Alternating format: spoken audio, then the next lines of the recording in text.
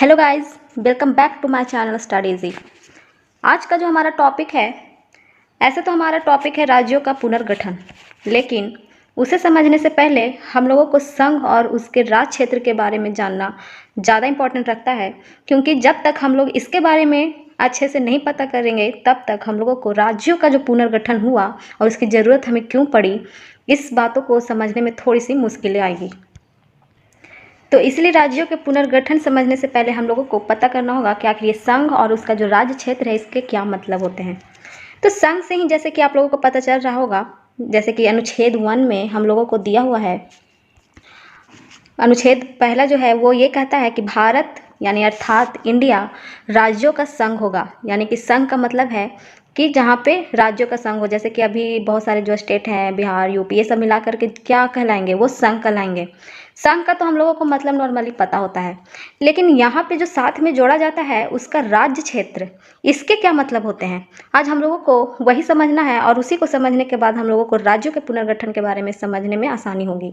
तो आइए जानते हैं कि आखिर ये राज्य क्षेत्र क्या है। संघ में तो सारे राज्यों को रखा गया था, लेकिन राज्य क्षेत्र को उस वक्त जब हमारा देश आज़ादी के मतलब चरण पे था और देश का जब बंटवारा हो रहा था, तो सभी लोगों ने मिल करके जो क्या हुआ था कि जैसा कि हम लोगों ने पीछे पढ़ा कि जब देश का बंटवारा हो रहा था तो उस वक्त हमारा जो देश था वो 3 भागों में इस तरह से डिवाइड था कि पहला जो ब्रिटिश के क्षेत्र में आता था, फिर देसी रियासतें थी, और कुछ जो क्षेत्र थे वो फ्रांस और पुर्तगाली के एरिया में आते थे। तो इस तरह से जो है हमारा देश जो है बटा हुआ था। तो जब आज़ादी का वक्त चल रहा था तो उस समय राज पुनर्गठित तो था ही हमारा राज्य पूरा देश से, लेकिन क्या हो रहा था कि जो देसी रियासतें जो थी, जो बटी हुई थी उस एरिया वाई एरिया में, तो उन सब चीज़ों को क्या हुआ कि राज क्षेत्र के अंतर्गत रखा गया और राज क्षेत्र को टोटल जो है 4 भागों में बांटा गया, जिसमें से पहला जो था भाग जो था वो क था, भाग क, जिसमें भाग क में जो वैसे राज्य क्षेत्र को रखा गया जो जिसमें ब्रिटिश भारत आते थे, ब्रिटिश भारत के प्रांत आते थे, ठीक है। और दूसरा जो था वो भाग ख था जिसमें देसी रियासतों को रखा गया था, ठीक है, देसी रियासतों को रखा गया। भाग 3 जो मतलब तीसरा में जो था वो भाग ग था, जिसमें कुछ देसी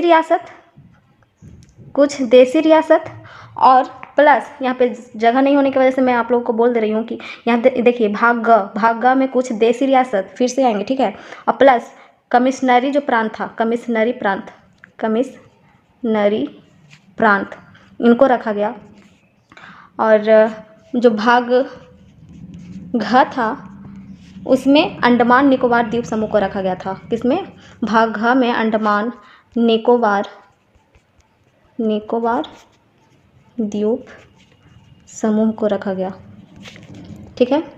तो आज़ादी के वक्त सबको यही 4 जो हम लोगों ने जो भाग पढ़ा, इन्हीं को राज्य क्षेत्रों को सुव्यवस्थित करने के लिए और मतलब पता नहीं चल रहा था कि आखिर किसको कहाँ रखा जाए और कैसे राज्यों का जो है, यहाँ पे देखिए आखिर गठन क्यों नहीं बोला गया, क्योंकि गठित तो था ही हमारा राज्य, लेकिन पुनर्गठित यहाँ पे इसलिए हुआ कि जो देसी रियासतों से और ब्रिटिश प्रांत से जो मतलब एरिया हम लोगों को मिला था, उन लोगों को कैसे सुव्यवस्थित किया जाए उसका हमें पता नहीं चल पा रहा था। अब जो है यहीं से बात शुरू होती है राज्यों के पुनर्गठन के बारे में। तो कुछ लोग जो है ये सुझाव देते हैं कि क्यों ना राज्यों को भाषा के आधार पर मतलब व्यवस्थित किया जाए, बांटा जाए, उसको उनके अंतर्गत रखा जाए। तो सोचिए, भाषा के अंतर्गत अगर बांटा जाएगा तो इस तरह से तो हमारे भारत के कितने ज़्यादा डिवाइड, मतलब भारत बहुत ही भागों में बढ़ जाता, और जिससे क्या होता है कि एक जो यूनिटी है हमारे देश के अंदर वो नहीं बन पाता। तो ये सुझाव जो है लोगों को मतलब रास नहीं आई।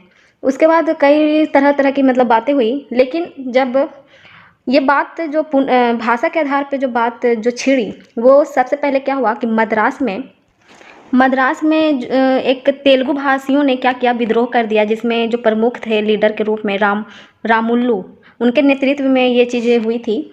और यही सब के वजह से क्या हुआ कि फिर सबको विचार करना पड़ा। उस वक्त के जो मुख्यमंत्री थे जो राष्ट्रपति जो राजेंद्र प्रसाद जी थे, उन्होंने क्या किया कि इलाहाबाद उच्च न्यायालय के इलाहाबाद उच्च न्यायालय के जो अवकाश अवकाश प्राप्त जो न्यायाधीश थे एस के धर, उनको क्या किया, अध्यक्ष बनाए और 4 सदस्यीय आयोग की नियुक्ति की, जिसका नाम रखा गया एस के धर समिति नाम रखा गया। तो याद रखिएगा कि डॉक्टर राजेंद्र प्रसाद जी के द्वारा धर आयोग का गठन किया जाता है, जिसके अध्यक्ष एस के धर होते हैं। और इनकी जो रिपोर्ट आती है, ये कहते हैं कि जो राज्यों का जो पुनर्गठन है वो भाषा के आधार पर नहीं होना चाहिए। इनका रिपोर्ट क्या होता है कि भाषा के आधार पर नहीं होना चाहिए, यानी और इनका जो इनका कहना था कि क्यों नहीं राज्यों को प्रशासनिक सुविधा के आधार पर राज्यों का पुनर्गठन किया जाए। इनका क्या था, इनका कहना था कि भाषा के आधार पर न होकर के प्रशासनिक सुविधा के आधार पर राज्यों का बंटवारा होना चाहिए। और इनकी बातों से जो है लगभग जो है असंतुष्ट थे सभी लोग। तो जिसके वजह से फिर क्या करते हैं कि कांग्रेस कार्य समिति ने अपने जयपुर अधिवेशन में, याद रखिएगा जयपुर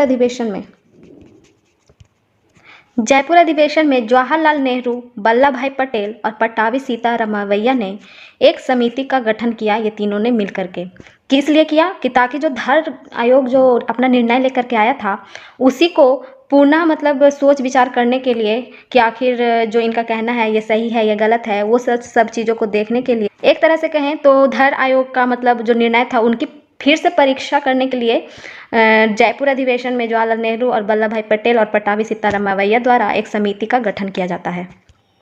और इनके द्वारा भी क्या होता है कि राज्यों का जो पुनर्गठन है भाषाई आधार पर, उसकी मांग को खारिज कर दिया जाता है। ठीक है, उसके बाद जब ये सब चीज़ हो जाती है तो जो जनता का जो आक्रोश है, जो चाहते थे कि भाषा के आधार पर राज्यों का बंटवारा हो, तो वो और ज़्यादा मतलब विकराल रूप ले लेती है। और इसमें जो सबसे पहले जो नेतृत्व करते हैं वो मद्रास राज के तेलुगु भाषी पोटी श्रीरामल्लू के द्वारा जो है आंदोलन प्रारंभ कर दिया जाता है। ये कब होता है, जब नेहरू और पटेल और सीतारामैया द्वारा जो समिति जो बन करके आती है और उनका कहना होता है कि राज्यों का पुनर्गठन जो है भाषा के आधार पर बहुत ही गलत है, तो खारिज कर दिया जाता है। उसके बाद क्या करते हैं, तेलुगु भाषी जो पोटी श्रीरामल्लू हैं वो अनशन पे बैठ जाते हैं और आंदोलन भी प्रारंभ कर देते हैं। और इन्होंने जो है टोटल 58 डे का मतलब आमरण अनशन पे बैठते हैं, यानी कि न जल पानी सब चीज़ इन्होंने खाना पीना सब त्याग देते हैं।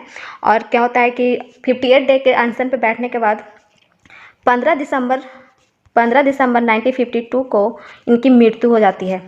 और अनशन पे क्योंकि बैठे हुए हैं तो 58 डे जब ये अनशन पे रहेंगे तो मृत्यु तो होना लाजमी था। तो मृत्यु हो जाने के बाद क्या होता है कि जनता और भी ज़्यादा भड़क जाती है कि उनका मतलब बात नहीं माना जाता है या स्वीकारा नहीं जाता है। तो जनता क्या होती है, बहुत ज़्यादा उग्र हो जाती है इस बात को लेकर के, क्योंकि उनके जो नेतृत्वकर्ता होते हैं पोटी श्रीरामल्लू, उनकी मृत्यु हो जाती है। और उग्र जनता को शांत करने के लिए फिर लास्ट में जाकर के जो प्रधानमंत्री होते हैं हमारे नेहरू जी, इनको ये बात स्वीकारनी पड़ती है और भाषा के आधार पर पहली बार भाषा के आधार पर आंध्र प्रदेश का गठन होता है। आंध्र प्रदेश का गठन होता है। कब होता है, तो वो 1 अक्टूबर 1953 को, याद रखिएगा ये डेट, 1 अक्टूबर 1953 को सबसे पहली बार आंध्र प्रदेश का गठन होता है भाषा के आधार पर। और इसकी राजधानी उस वक्त कुर्नूल रखी गई। राजधानी कहाँ रखी गई, कुर्नूल, सॉरी एक सेकेंड, कर्नूल रखी गई। ठीक है, राजधानी था ये, राजधानी। ठीक है, और इस तरह से आंध्र प्रदेश एक राज्य बन जाता है। और देखिए, और कभी कभी पूछ देता है कि राज्य जो पुनर्गठन आयोग है, राज्य के पुनर्गठन जो आयोग था उसके अध्यक्ष कौन थे, फजल अली थे, याद रखिएगा। और ये जो अधिनियम जो पारित होता है, राज्य पुनर्गठन आयोग का जो अधिनियम है वो पारित होता है जुलाई 1956 में इसको पारित किया जाता है। इसके अनुसार जो टोटल उस वक्त के जो स्टेट थे वो 14 स्टेट थे। ठीक है, राज्य 14 राज्य थे और 6 केंद्र शासित प्रदेश थे। किसके अनुसार, राज्य पुनर्गठन अधिनियम जो पारित हुआ था उनके अनुसार 14 राज्य और 6 केंद्र शासित प्रदेश थे। और धीरे धीरे आप लोग को पता ही है कि आवश्यकता अनुसार काफ़ी राज्यों को बनाया गया धीरे धीरे करके। जैसे कि हम लोगों ने फिर पीछे पढ़ा था कि जो भारत उस वक्त 3 भाग में मतलब डिवाइडेड था। जैसे जो ब्रिटिश एरिया में जो एरिया आता था उन लोगों को ब्रिटिश प्रांत, और फिर देसी रियासत, और फिर जो फ्रांस पुर्तगाल वगैरह जो कब्जा कर रखे थे उन लोग, वो जो एरिया आ रहा था। तो क्या होता है कि 1954 में जो फ्रांस की जो सरकार है अपनी सारी बस्तियों को, और फ्रांस के अंतर्गत कौन कौन सी बस्तियाँ आती थी तो वो भी लूसेंट में आपका दिया हुआ है। जो फ्रांस में के मतलब अंतर्गत जो आता था, तो जो एरिया था वो था पांडिचेरी, यनाम, चंद्रनगर, केरिकल। ये जो एरिया था वो क्या करते हैं कि फ्रांस की जो सरकार होती है वो भारत को सौंप देता है। और 28 मई 1956 को इस बात के संबंध में जो है संधि की जाती है, और संधि पर हस्ताक्षर किया जाता है। इसके बाद ये सभी जो अभी हम लोगों ने पढ़ा जो एरिया था कौन कौन, पांडिचेरी, यनाम, चंद्रनगर और केरिकाल, ये सारे चारों को मिला करके एक कर दिया जाता है, और मिला करके इसको नाम दिया जाता है पांडिचेरी संघराज इसका नाम दिया जाता है। ठीक है, याद रखिएगा। वो पांडिचेरी संघराज किससे किससे मिलकर के बना था, तो हम लोगों ने पढ़ लिया है इसे। और हम लोगों के जितने भी स्टेट हैं और जो केंद्र शासित प्रदेश हैं उन सभी को संविधान में कहाँ रखा गया है, तो उन सभी को प्रथम अनुसूची में रखा गया है। ठीक है, प्रथम अनुसूची में दर्जा दिया गया है इनको। इसे भी याद रखिएगा, जितने भी स्टेट और केंद्र शासित प्रदेश है वो प्रथम अनुसूची में आते हैं। जो हम लोगों ने कल के वीडियो में पढ़ा भी था ये चीज़, कि जब प्रथम अनुसूची के बारे में पढ़ रहे थे तो उसमें पहले था कि इसमें भारतीय संघ के घटक राज्य एवं संघ शासित जो क्षेत्र का उल्लेख मिलता है प्रथम अनुसूची में। उसके बाद देखिए, फ्रांस ने तो अपनी सारी बस्तियां सौंप दी, ब्रिटिश ने भी सौंप दी, अब बचा कौन, पुर्तगाल। तो पुर्तगालों ने भी तो कब्जा कर रखा था, तो इन लोगों ने भी अपनी बस्तियों को देना प्रारंभ कर दिया। तो इन्होंने कब दिया, तो 18 दिसंबर 1961 को दिया। और इन लोगों के जो क्षेत्र में आ रहा था वो कौन था, गोवा, दमन व द्वीप। ठीक है, लेकिन पुर्तगाल जो है इतने आसानी से नहीं मान रहे थे। सोचिए, इन लोग लास्ट में सब चीज़ जा करके किया था, लेकिन ये खुद से भी नहीं माने थे। भारत सरकार ने इन्हों पर मतलब कार्रवाई की, तब जा करके पुर्तगाल माने थे अपने एरिया को इंडिया को सौंपने के लिए। फिर कार्रवाई के बाद क्या हुआ कि 12वें संविधान संशोधन, 12वें, याद रखिएगा ये सारी चीज़ें, 12वें संविधान संशोधन द्वारा गोवा दमन द्वीप को भारत का अभिन्न अंग बना दिया गया। ठीक है, 12वें संविधान संशोधन द्वारा। अब है क्षेत्रीय परिषद। ठीक है, क्षेत्रीय परिषद में टोटल भारत में 5 क्षेत्रीय परिषद थी। ठीक है, 5 क्षेत्रीय परिषद थी। इसका गठन राष्ट्रपति के द्वारा किया गया था, और केंद्रीय गृह मंत्री और राष्ट्रपति द्वारा मनोनीत केंद्रीय मंत्री क्षेत्रीय परिषद के अध्यक्ष थे। यानी कि ये जो क्षेत्रीय परिषद है इसके अध्यक्ष कौन थे, तो केंद्रीय मंत्री को रखा गया। इनके अध्यक्ष, केंद्रीय मंत्री को अध्यक्ष रखा गया क्षेत्रीय परिषद का। ठीक है, टोटल ये थे 5। और इसके जो उपाध्यक्ष जो बनाया गया, क्षेत्रीय परिषद का उपाध्यक्ष, वो बनाया गया राज्यों के मुख्यमंत्री को। जो जितने राज्य थे उन सब के मुख्यमंत्रियों को इसका उपाध्यक्ष बनाया गया, मुख्यमंत्री को। और ये जो मुख्यमंत्री थे हर साल जो है चुने जाते थे, और अलग अलग राज्यों के मुख्यमंत्रियों को बनाया जाता था उपाध्यक्ष। और इससे क्या होता था कि जो केंद्र और राज्य के बीच जो संबंध है उनको सुधारने में ये काफ़ी ज़्यादा महत्वपूर्ण योगदान रख देता था क्षेत्रीय परिषद के अनुसार। ठीक है, अब सवाल ये आएगा कि ये जो क्षेत्रीय परिषद है उसका मतलब स्थापना कब किया गया, तो ये इसका स्थापना 1956 में ही, जब राज्य का पुनर्गठन अधिनियम के तहत इसकी स्थापना हुई थी। 1956 के तहत जो राज्य का पुनर्गठन अधिनियम था उसके तहत किया गया था। और ये एक सांविधिक निकाय है। ये क्षेत्रीय जो परिषद क्या है वो सांविधिक निकाय है, सांविधिक निकाय है, किंतु संवैधानिक निकाय नहीं है। इस ये लूसेंट में आपका दिया हुआ। और इसका मतलब ये होता है ये जो दोनों चीज़ है, पहला है सांविधिक और संवैधानिक, इसमें काफ़ी ज़्यादा डिफरेंस है और आप लोगों को ये पता होना चाहिए, तभी आप लोगों को समझ में आएगा कि क्षेत्रीय परिषद सांविधिक निकाय थी, ना कि संवैधानिक। तो सांविधिक का मतलब होता है जो चीज़ संसद द्वारा पारित होकर के आता है, जो चीज़ संसद के द्वारा पारित होकर के आता है उसे सांविधिक कहते हैं। लेकिन संवैधानिक वो होता है जो हमारे संविधान में दिया हुआ है, जो चीज़ें हमारे संविधान में दी हुई है और उसके अंतर्गत अगर कोई कार्य किया जाता है तो उसे संवैधानिक कहते हैं। और सांविधिक होता है जो संसद के द्वारा पारित होकर के जो नियम कानून पारित हो रहे हैं उसे सांविधिक के अंतर्गत रखा जाता है। तो ठीक है, आप लोगों को अब याद रहेगा कि ये जो क्षेत्रीय परिषद था वो क्या था, संविधान में लिखा हुआ नहीं था, ये संसद के द्वारा पारित किया गया था क्षेत्रीय परिषद। और क्षेत्रीय परिषद को 5 भागों में बांटा गया था, जिसमें से पहला जो था उत्तरीय क्षेत्रीय परिषद था, उत्तरी क्षेत्रीय परिषद।